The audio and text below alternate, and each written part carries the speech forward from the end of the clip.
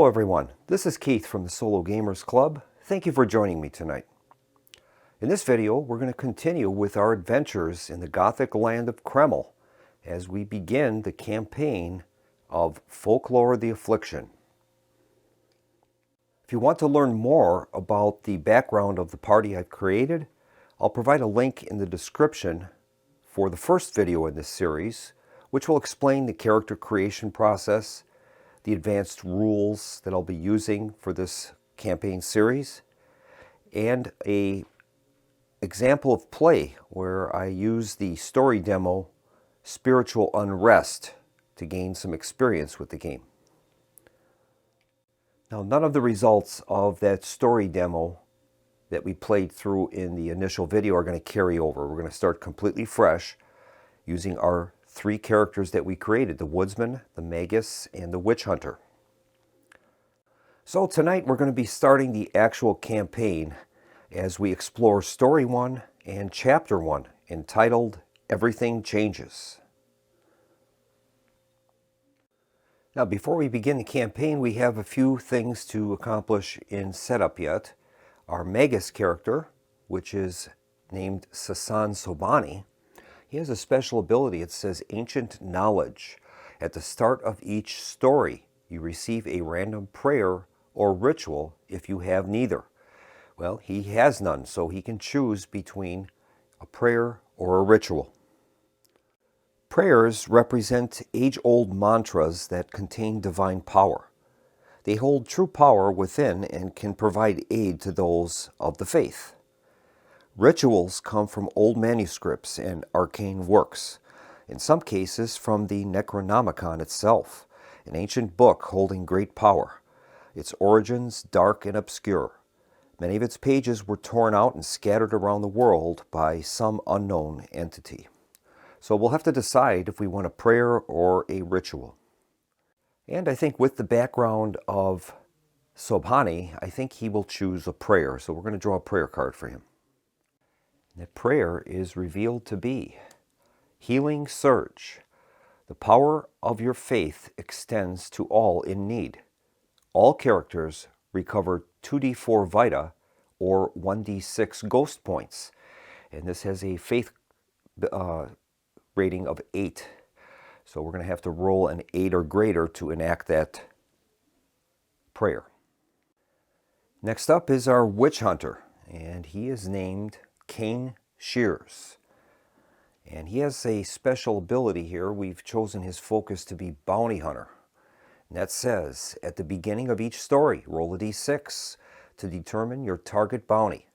Each time you land a killing blow against a creature of that type, you gain 1d6 extra coins. You may re-roll your bounty every time you enter a new town. All right, so let's make a d6 roll, and then we will find out what his bounty will be. And here is our d6 roll. Result is a 6. All right, now that is the Fangs symbol. So let's see what that is in the book.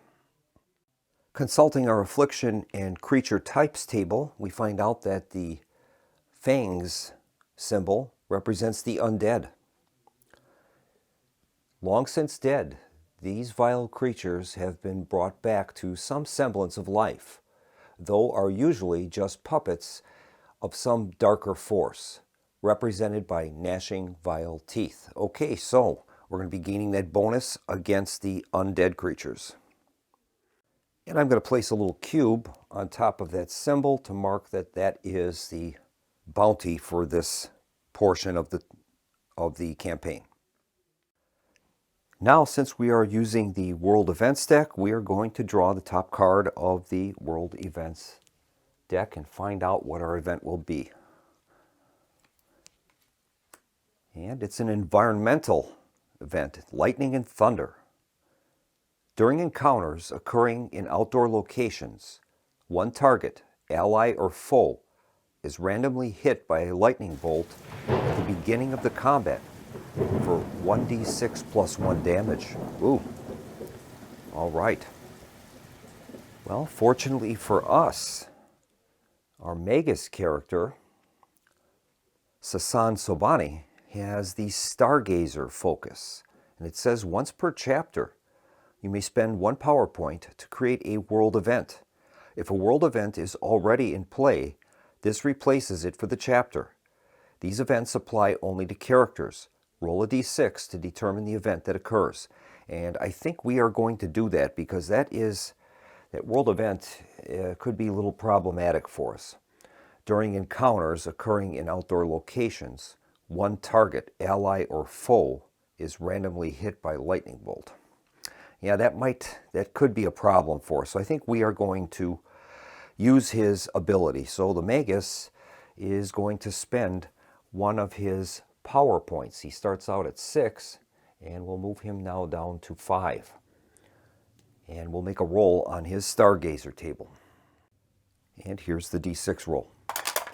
We've rolled a 2, and that reads, Procession of Heavenly Bodies, +1 to skill checks. All right. So at least for the beginning of the campaign, at least for this portion of the chapter, we're going to gain that Procession of Heavenly Bodies, +1 to skill checks. And that ability is going to apply to all characters. So we gain a +1 to skill checks. That is great.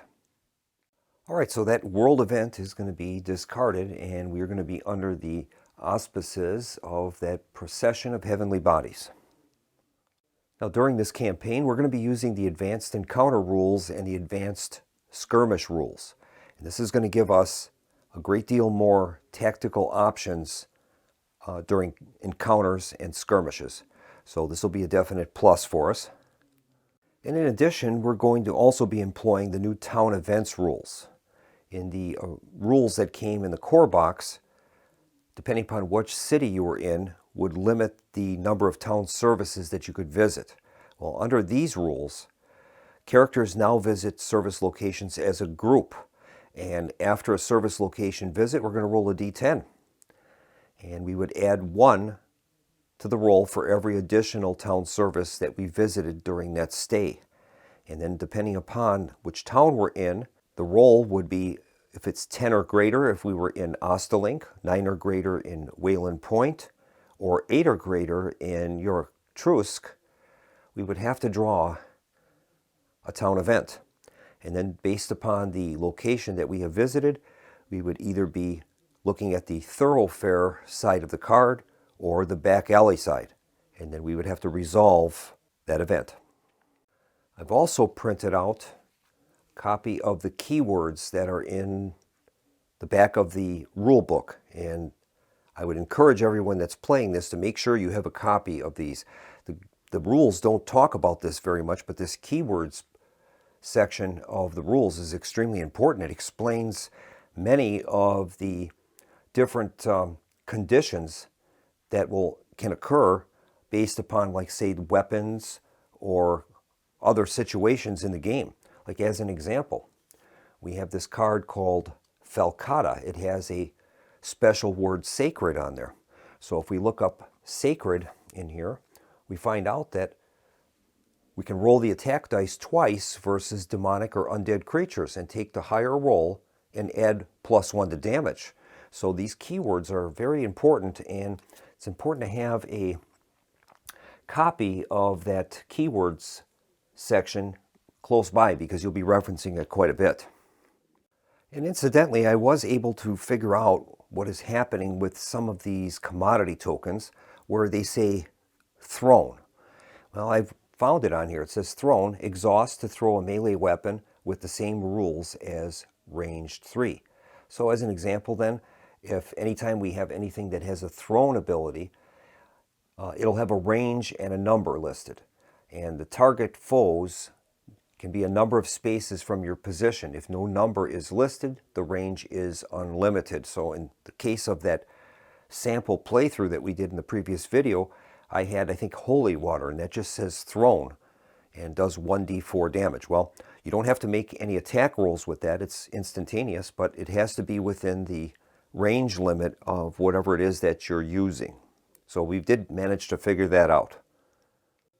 So now let's watch as the narrator will provide us with the story background of the campaign that we're going to be starting, and that's entitled Everything Changes.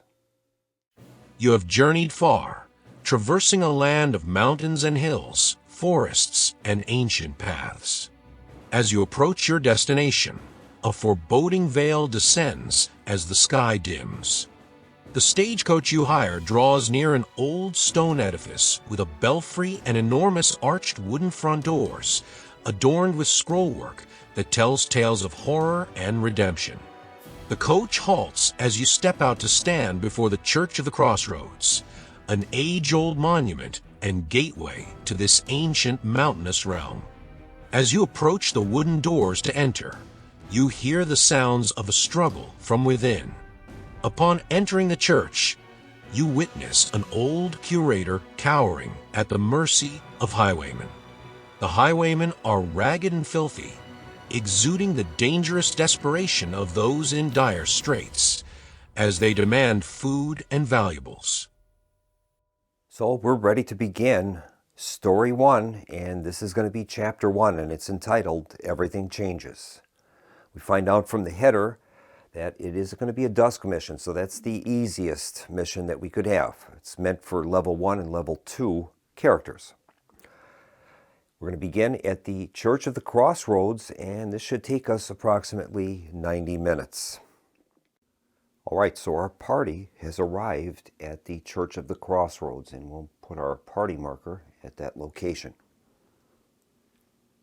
So the group has heard a scuffle occurring inside the church. They open the front doors, and they find an old curator cowering at the feet of some highwaymen.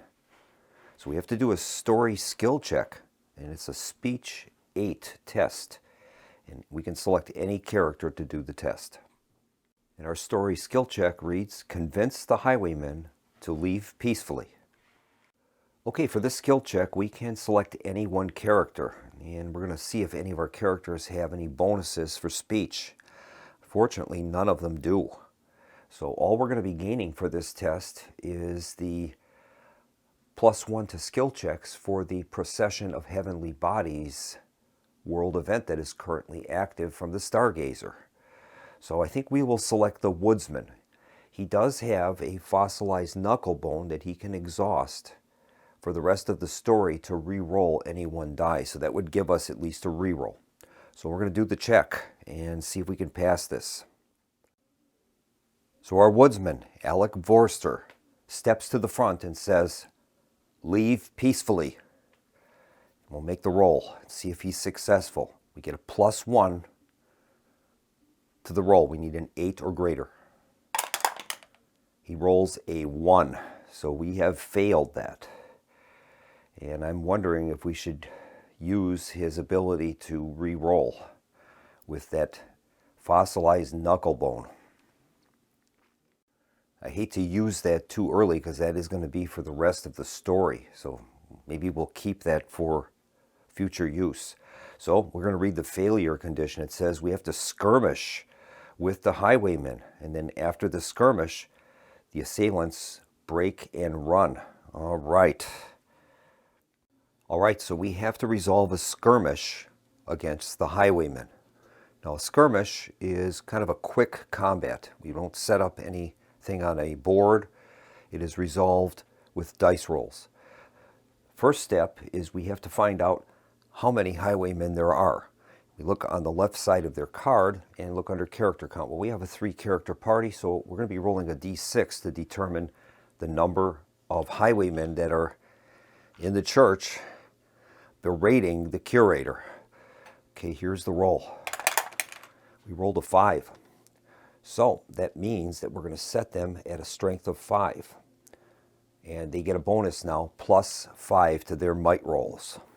All right. Now our characters will have to decide if they're going to be in attack mode or if they want to go into a defensive mode. If they choose attack, there'll be no reductions in their capabilities. If they choose defense, they're going to gain +10 to their defense, but they'll lose 10 to their might. So I think at this point, we have 5 highwaymen in the building, and I think our characters are more than capable of handling this. So all 3 of them are going to choose the attack mode. Now, checking their skirmish power, it says that a successful attack is going to cost 1d4 vita for the targets. If the total attack roll of the highwaymen is 85 or greater, they're going to cause +2 to damage. All right. This is a dusk mission, so they'll get no further bonus other than the bonus they have for the number of highwaymen present in the battle.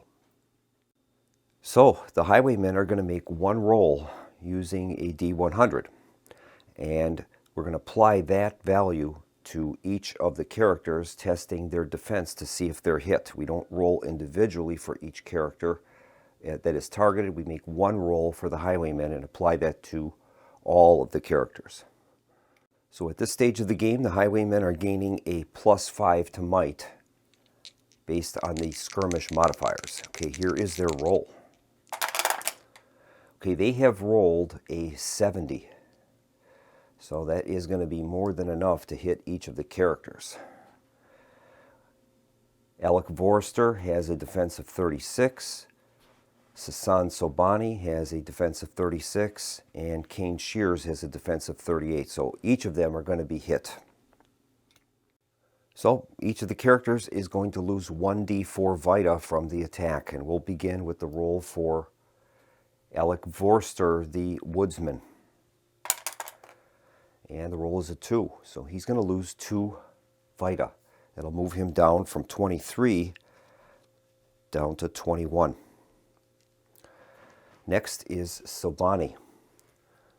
Here's the damage for him. He rolls a 2, so he's also going to lose 2 vita. That moves him from 21 down to 19. And finally, the damage to Kane Shears, the Witch Hunter. And the roll is a 4, so he's going to lose 4 vita, moving him down from 21 down to 17. All right, now each of the characters is going to make their own individual attack against the highwayman. And for each hit that we gain, we're going to move that marker down. And they will eventually lose modifiers, and eventually when we can rid them of all of the highwaymen, the battle will end. All right, now each of our characters are going to launch their own attack against the highwaymen. They will be able to employ their might bonus to the roll, and they're looking for a target number of 42. That is the defense of the highwaymen. So we need to get a 42 or greater. For everyone that gets a hit, we're going to move this marker down, and then eventually that represents the number of highwaymen that are present. And as it goes down, eventually if we get it down to 0, they are defeated. As that moves down, eventually their modifiers will change. Okay, this is the attack for the woodsman, Alec Vorster. He's using his woodman's axe. He receives a +4 to might. He rolled a 70. So his total value is 74, and that is a hit.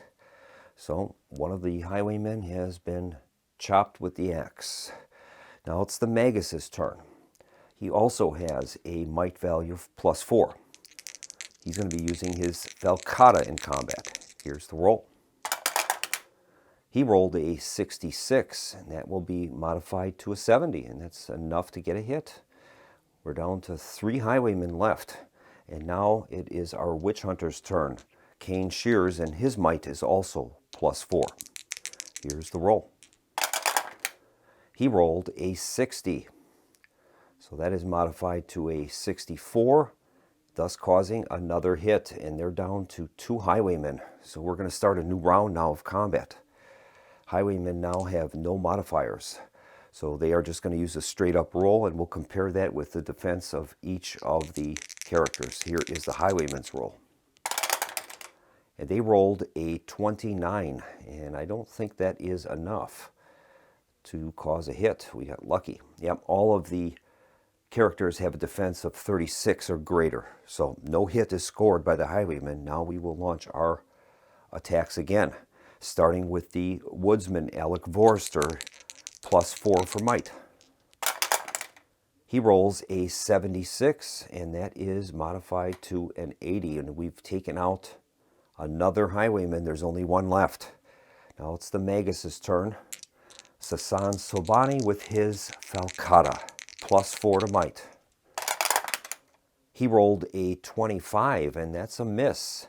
The 25 is modified to a 29, and that's not enough to equal or exceed the defense.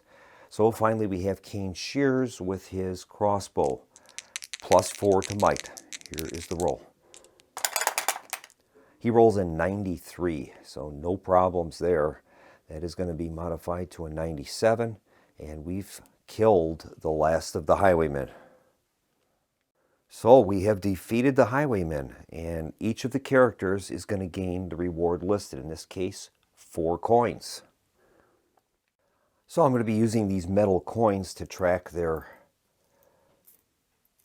money, and so we're going to give 4 of these coins to each of the characters, and then they get to search the bodies. They're going to make a D10 roll, and they will find a reward on a result of 10 or greater. All right, we're going to make the search rolls now. We'll begin with the woodsman, looking for a result of 10. He rolls a 7, so he doesn't find anything. Next is the Magus, Sasan Sobani.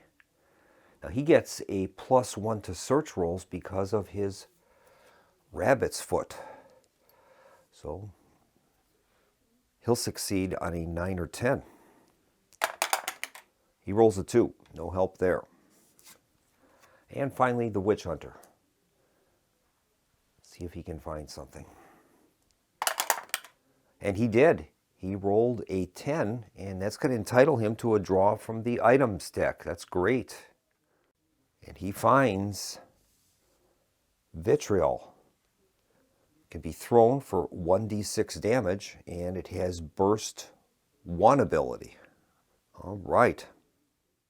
That burst 1 ability says all adjacent spaces are affected by the number, which can be damage, keyword, status, or condition. So in this case, the 1d6 will not only apply to the location it's thrown in, but also everything within a range of 1 will also be affected by that. That's pretty interesting. So we'll place that card in the backpack of the witch hunter. That's great. All right, and that completes the skirmish. So now continuing on with the story, it reads, "The curator thanks you for driving the brigands away and for saving the church from being burglarized. He explains that this area has begun to attract an unsavory element, but that there are calamities far worse to the north. He says, 'The priest received this a few days ago. He left immediately to investigate.'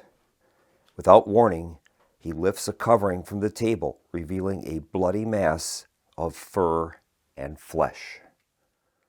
All right, we have to do another story skill check, and each of the characters is going to have to undertake a Nerve 4 test. And the test reads, "Resist the urge to become sick."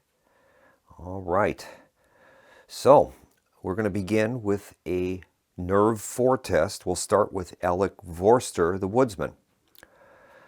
He currently does not have any bonus for nerve, so the only thing we're going to get is the +1 from the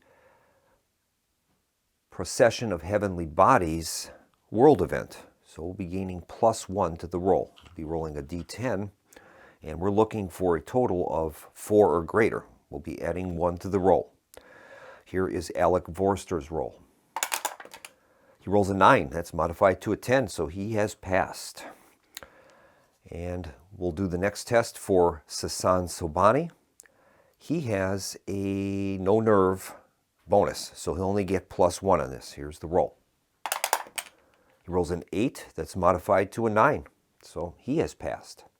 And finally, Kane Shears, the witch hunter. He has a +2 to nerve, so he's going to gain a total of +3 for the roll. 2 for his bonus, +1 for the world event. Here's the roll. Rolls a 7, that's modified to a 10. So all of the characters have passed. And we read the success portion. It says, you steady yourself against the revolting sight. You become centered and recover 1 vita. All right, so everyone is going to recover a vita. We're going to have Alec Vorster move up from, he was undamaged. Or he was damaged, yes. He's at 21. He'll move up to 22. Then we've got Sasan Sobani. He's currently at 19, and he'll move up to 20 of his possible 21. And finally, we have Kane Shears, the Witch Hunter. He's at 17 of 21. He'll move up to 18. All right, so we've passed that. That's great. Now we'll continue with the story, and it says, after recovering from the shock of such a disgusting sight, you examine it more closely. It seems unnatural. The curator explains, wolves have been seen devouring people in the north. A group of Ostelink hunters tracked this one down, but no matter how many arrows and spear tips pierced its flesh, it would not stop moving. They brought it to the alchemist first, believing it was bewitched by some evil curse. Its form shifted and changed periodically, in startling phases. It only stopped after the stone was removed from its stomach. He points to a small pebble encased in glass on a pedestal near the table. Neither the priest nor the alchemist know what it is, but they fear it is related to the source of the trouble in the north. Go to Ostelink to seek out the missing priest and inquire of the people where they found this creature. It is of dire importance that you find the wolf beast's lair. Here are a few coins to help you with your journey. You are welcome to rummage through the cellar to see if you can find something useful to take with you. Return with news when you have found our priest. All right, so now we have an attention box. It says each character receives 1 coin from the curator. Draw 2 item cards to find out what you discovered in the church's cellar. It's up to you to decide which characters receive the items. If you cannot decide, use your dice to roll off. All right, so each of us are going to get a coin that's going to move each of us up to a total of 5 coins. All right. And now we're going to draw our item cards, and we'll see what we found in the cellar of the church. First one is Healing Elixir, and that's components for physician. 1 garlic, 1 mandrake root, and 1 pure salt. The result will be a healing elixir that will allow us to recover 12 vita, a consumable. It has a value of 20 coins. That's a recipe. Okay, here's the next one. And we've got a leather arm guards. And that's going to give the individual wearing those +4 defense. And that is a protective item worth 20 coins. And it will be used on the arms. So we'll decide who's going to get all this stuff. Well, I'm going to give the components of that healing elixir to Sasan Sobani, our magus. He's going to put those into his backpack. And the leather arm guards, that's going to give +4 defense to whoever's wearing those. And I think I'm going to give those to Alec Vorster, our woodsman. It's going to increase his defense by 4. And we'll mark his card accordingly with the leather arm guards. That's great. All right, so on the back of the Witch Hunter's recording sheet, we've listed under arms, leather arm guards. And then we've also updated his defense. He has his 36 base +4 now for the items that he's carrying. In this case, the leather arm guards puts him up to a defense of 40. So he's our top defending character right now. And the text continues. It says, outside, you board the waiting stagecoach, which hastens your journey to the village of Ostelink.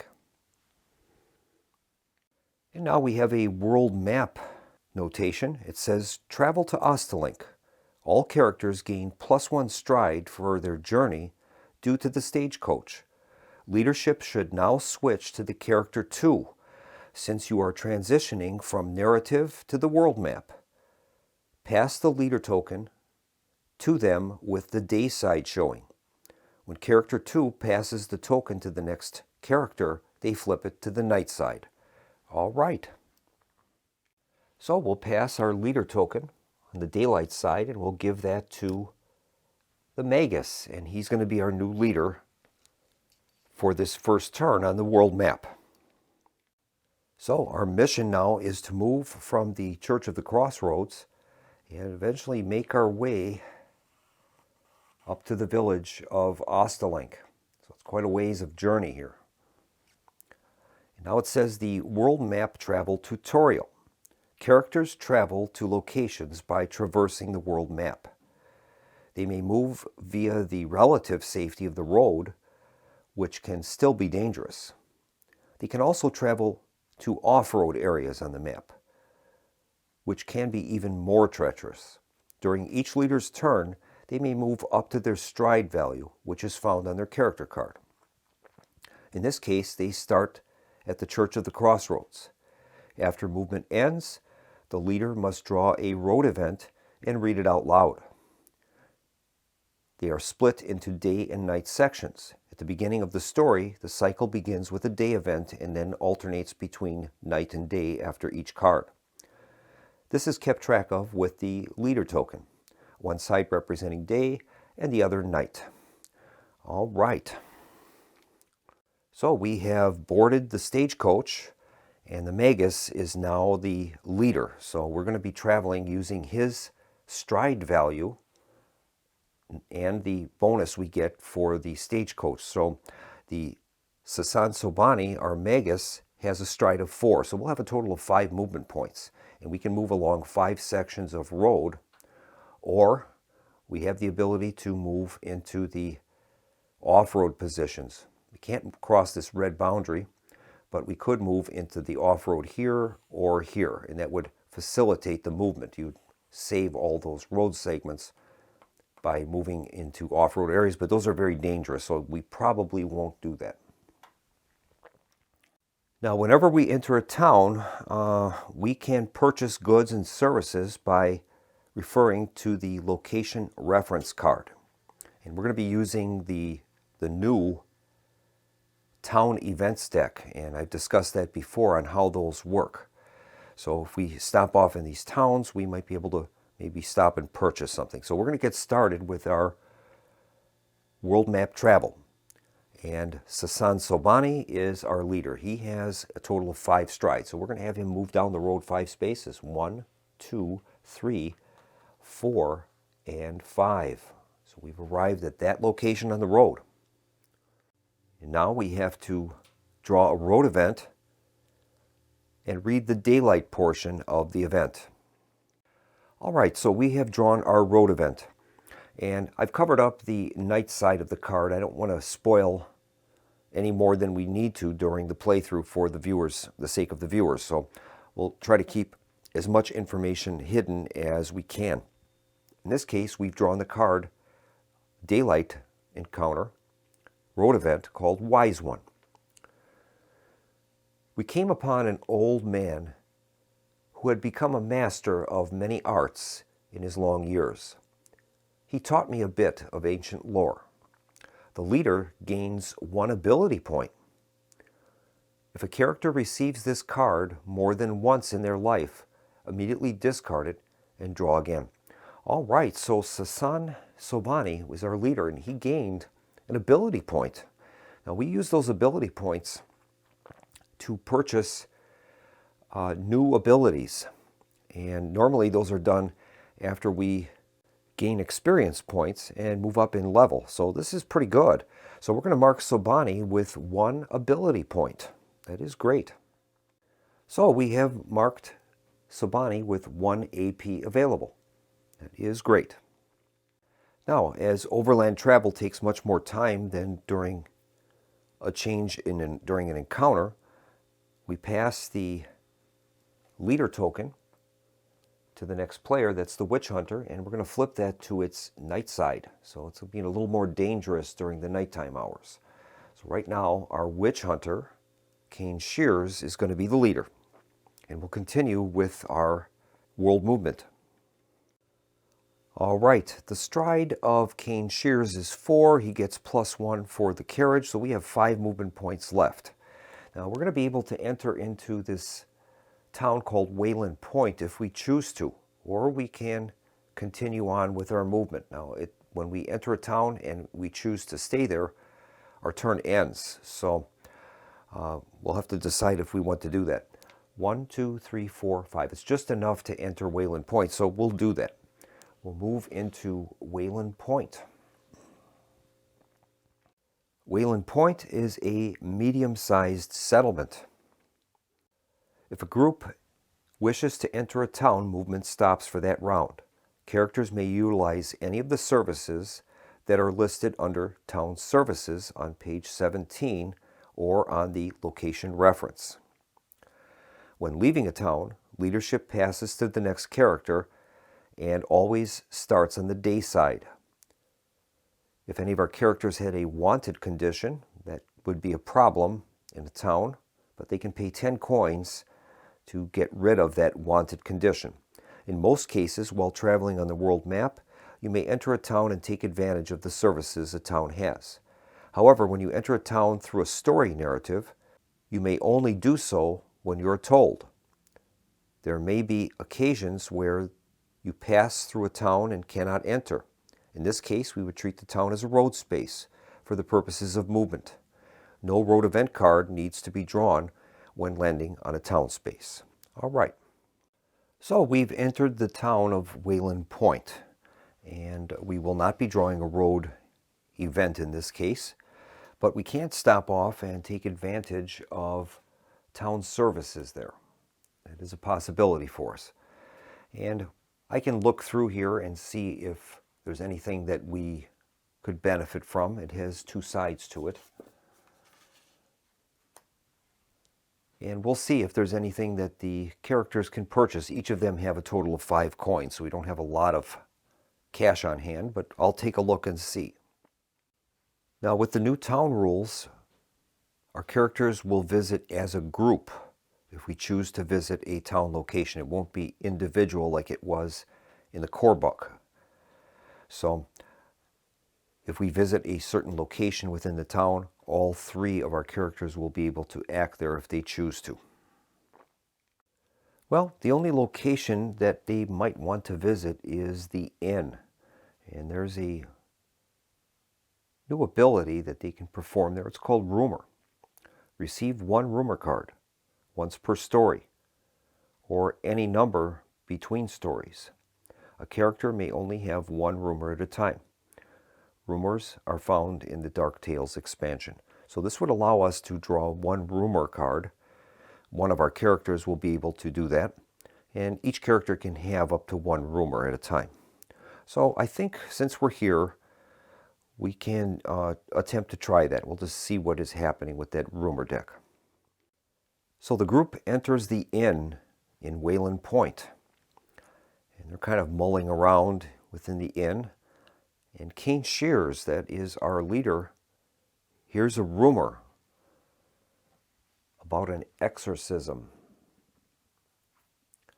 And that reads, "Misfortune is common among the inhabitants of Ostelink. Dumitru, one of the villagers, has been acting strangely and avoiding family and friends. He has begun to act out with fits of violence when confronted. It is suspected that he is possessed by a demon. Can you help his family rid him of this foul possession?" And we have to travel to Ostelink, and we're going there anyway. And it reads, "At Dumitru's home, you find him lying on his bed.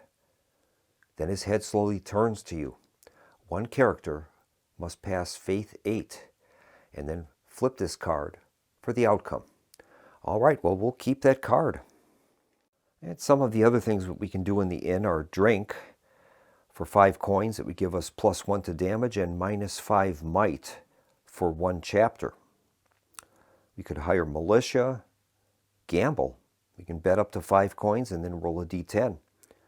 If we have trickery bonus, we would add 1 to the roll. We could perform those once per visit. We can also sleep, recover all power points, and gain 3 vita. So those are some of the options that the group could perform at the inn. And now that we have visited a service location, we have to make a town event roll. Now we're in the town of Wayland Point. So we're going to draw an event on a result of 9+. Since we've only visited one location, there will be no modifier to the roll. And here's the roll. On a 9 or greater, we're going to have to resolve a back alley town event. Result is a 7, so we have no problems there. But I think we're going to pass on any of those options, and we're going to end our stay in Wayland Point. And we're going to continue on with our journey. So we're going to be passing the leader token, flipping that to its daylight side. And whenever you leave a town, it's always daylight. We'll pass that to the next person in line, and that is back to Alec Vorster, our woodsman. And he's going to be leading our travels on the world map. So we'll continue on with our travels, and Alec Vorster has a stride of 5. He gets +1 for the carriage that we're in. Well, we have 6 points then, so we're going to move 6 along the road.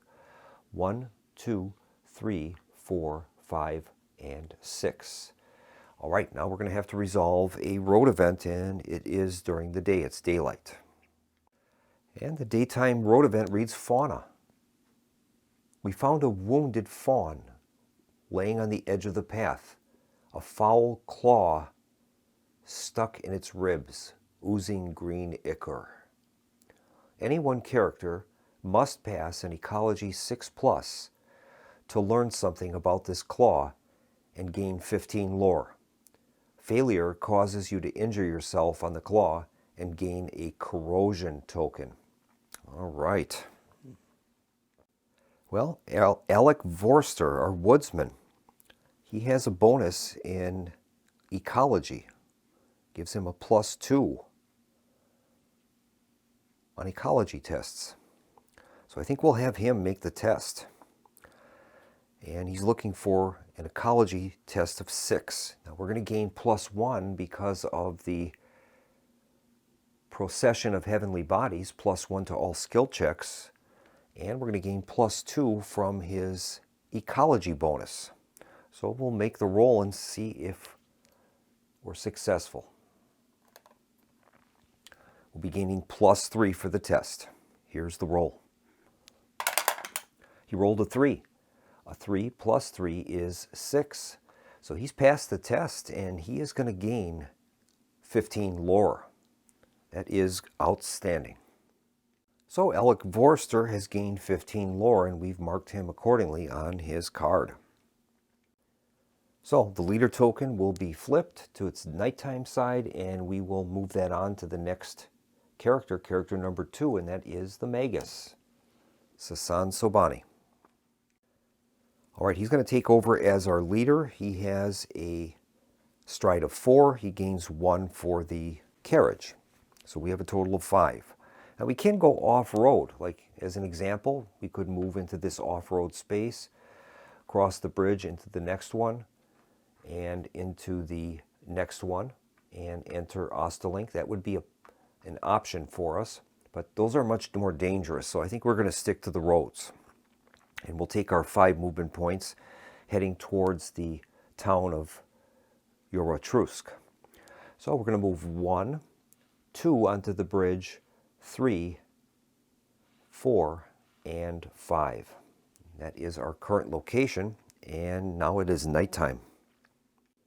So our leader, the Magus, is going to draw a nighttime road event, and that's revealed to be in the bog. We trudged through the dark, our feet sinking into the watery bog. While we may have lost a shoe, we found part of a stone with strange ruins. This is one of 2 shards of the Kaaba stone. If you find the second shard, exchange it for the Kaaba stone item card, or receive half its value if already in play. Keep the card. Well, that's interesting. I don't know what they were doing out in the bog here, but being in a carriage, but He must have went off-road for some purpose, and it just happens to be that we've got a kind of a bog symbol around us, so it would match thematically with the road event. Okay, we'll keep the card, and then we're going to pass the token to the Witch Hunter and flip it to the daylight side. So he is our leader once again. All right, so Kane Shears, the Witch Hunter, takes over as the leader. He has a stride of 4. We gain 1 for the carriage. So we have 5 points. 1, 2, 3, 4, 5. So we're just outside of the town of Yoratrusk. All right, so we're going to have a daytime road event. And this is revealed to be Haunt. A figure stood in the shadows. Even in the midday sun, a chill came over us. One character must pass speech 6. All right, so one of our characters is going to have to make a speech 6 test.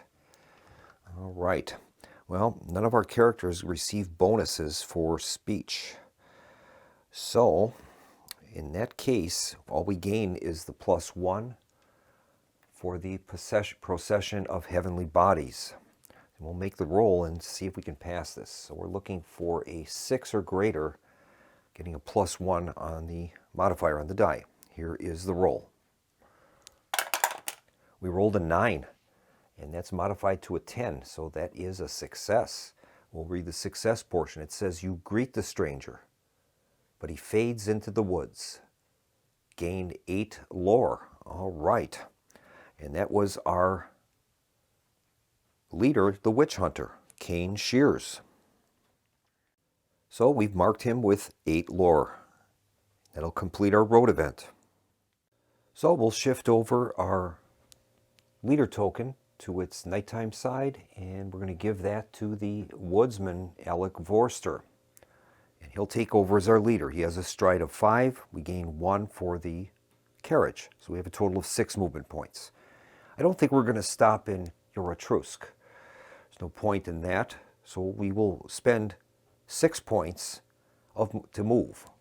So we're going to move 1, 2, 3, 4, 5, and 6. And that is our current position. And now our leader will have to resolve a nighttime road event. And the nighttime event is listed as Hierophant. A wandering healer crossed our path. He offered his aid out of goodwill. Remove 1 negative status or heal 1d6 Vita for 1 character free of charge. All right, that is great. Our most wounded character is Kane Shears, the Witch Hunter. So I think we'll use it on him. And we're going to be able to gain 1d6 Vita healing from that. So that's great. We'll roll a d6 and see how much he can recover. He's currently at 18 of his 21 Vita.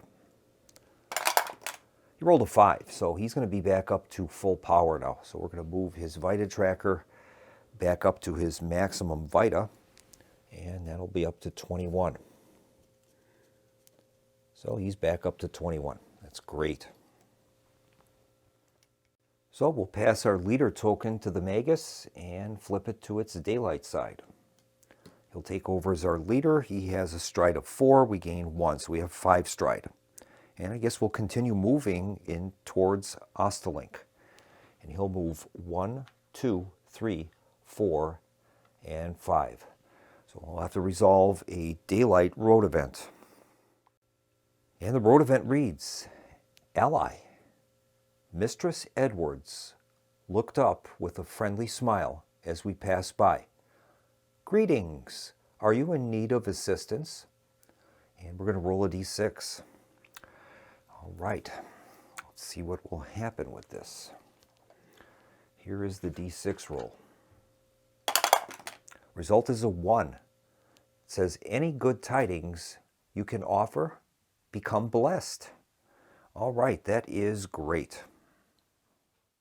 So our leader, Sasan Sabani, gains the blessed condition. So let's find out what that's about. And that says +5 might and absorption 1. Okay. And checking our keywords chart, it says that absorption 1 is ignore 1 damage from an attack. Does not ignore snare damage unless specifically stated. So we'll keep that bless token on Sobani. That is great. All right, so we will pass our leader token, flipping that to the knight side, and that's going to go to the witch hunter. He will be our leader, Cain Shears. He has a stride of 4, so we've got a total of 5 stride, and we're going to be able to move into the town of Ostelink. 1, 2, and 3. So we've entered our target location of Ostelink. Now, reading on, it says Ostelink's ailment. We can use the town services in Ostelink. Use town services, only the physician and the gypsy caravan services are available in the town of Ostelink during this story. And then we will continue reading what we see in Ostelink. In Ostelink, the streets are deserted, with the exception of an occasional townsperson hurrying home or a drunk vagabond asleep in the alley. The few villagers you see scurrying on their way pause only to regard you with cautious stares. You raise your arm and call out a friendly greeting, time and again with only quickly averted eyes as a response. It does not take much to sense that something is wrong.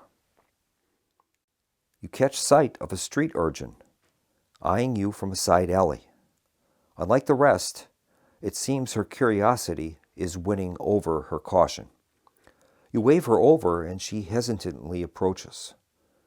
When you ask her about the town and why everyone seems afraid, she looks nervous and says, "Many people are worried because of the strange things that are happening.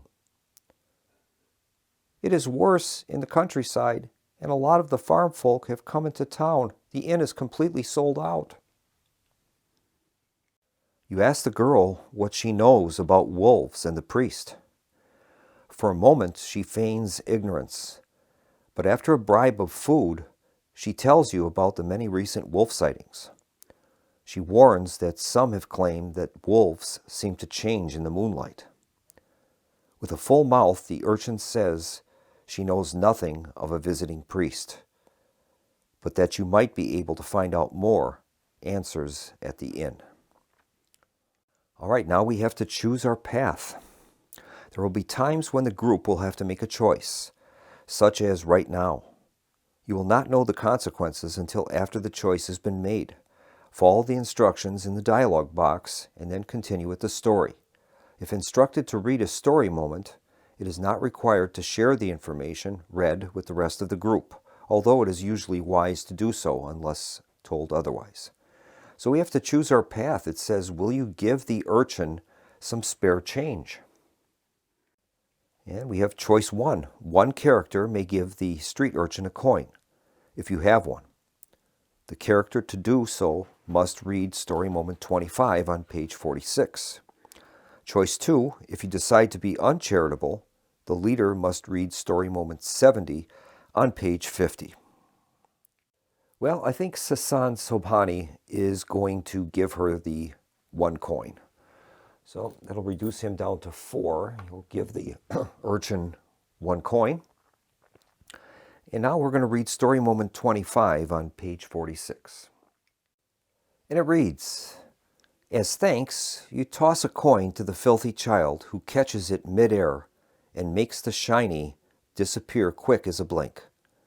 She turns to go, but then pauses to say, 'I know one more thing. The wolves like to hide in tall grass, ambushing their prey. Be careful.' All right, it says gain the blue story marker. Story markers are rewards that can either cause a positive or negative event later in the story. But the players will not know which is the case until it's revealed.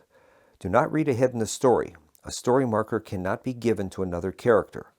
Once the story is completed, all story markers are discarded. All right. So Sasan is going to gain the blue story marker token, and he'll keep that on his card, and maybe that can pay dividends for us in the future. True to the urchin's word, the inn is bustling with people, and heated conversation. Most of the patrons look to be farmers, with the occasional merchant in the crowd. The room grows quiet as you enter, and you sense that you are not welcome. The innkeeper speaks. "What is your business here?"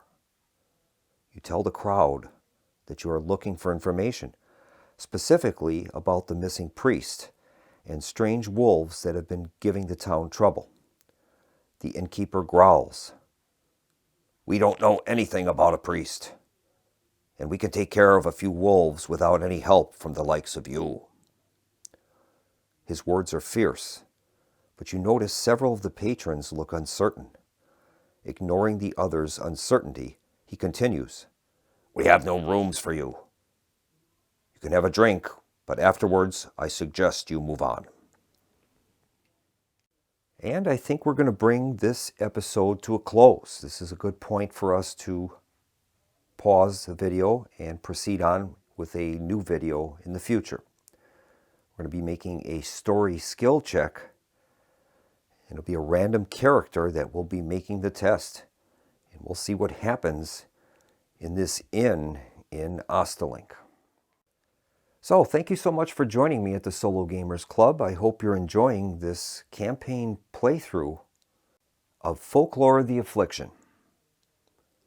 I invite you to tune in next time for our next episode as our characters investigate the mystery in the town of Ostelink. So, in the meantime, this is Keith from the Solo Gamers Club, signing off and wishing everyone a pleasant evening. Good night.